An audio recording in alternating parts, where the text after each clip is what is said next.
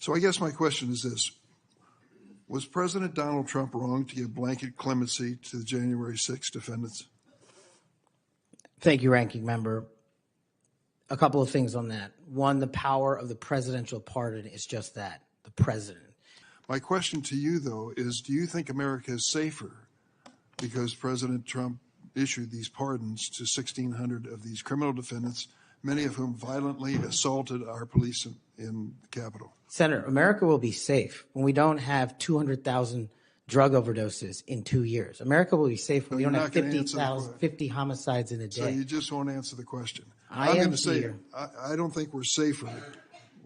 Matthew Huddle was sent back to Indiana. Today, we're diving into a heated showdown between Kash Patel, President Trump nominee for the FBI director, and Senator Dick Durbin over Trump's controversial January 6 pardons. Should President Trump have granted clemency to over 1,600 defendants? Does this make America safer or more dangerous? Stick around, because things get tense in this exchange. So I guess my question is this. Was President Donald Trump wrong to give blanket clemency to the January 6 defendants? Thank you, Ranking Member. A couple of things on that. One, the power of the presidential pardon is just that, the president.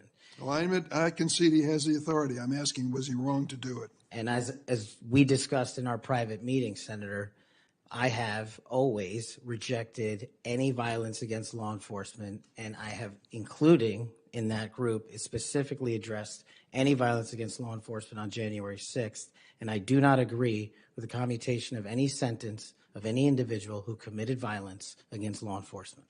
So do you think that America is safer because these 1,600 people have been given an opportunity to come out of serving their sentences and live in our communities again?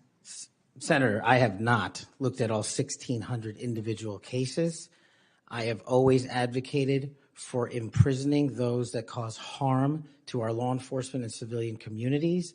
I also believe America is not safer because President Biden's commutation of a man who murdered 2 FBI agents, Agent Kohler's and Williams' family, deserve better than to have the man that point blank range fired a shotgun into their heads and murdered them released from prison. So it goes both ways. Leonard Pelletier was in prison for 45 years. He's 80 years old, and he was sentenced to home confinement. So he's not free, as you might have just suggested. He killed 2 FBI agents. That's true, he did, and he went to prison for it and should have.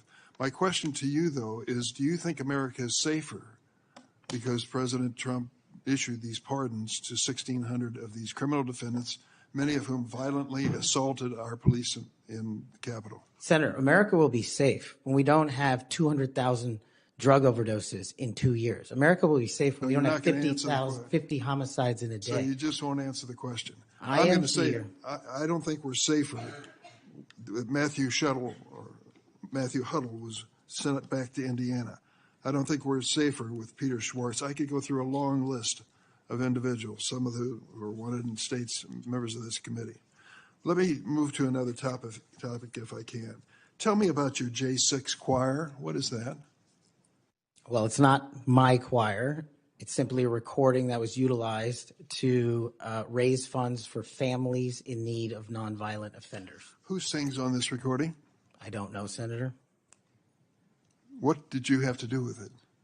Simply to raise funds to assist families of nonviolent offenders whose kids needed college education payments and whose rent needed being paid. My understanding is that the performers on this J6 choir were the rioters who are in prison. I'm not aware of that, sir. I didn't have anything to do with the recording. You weren't aware of who made the recording? No, Senator.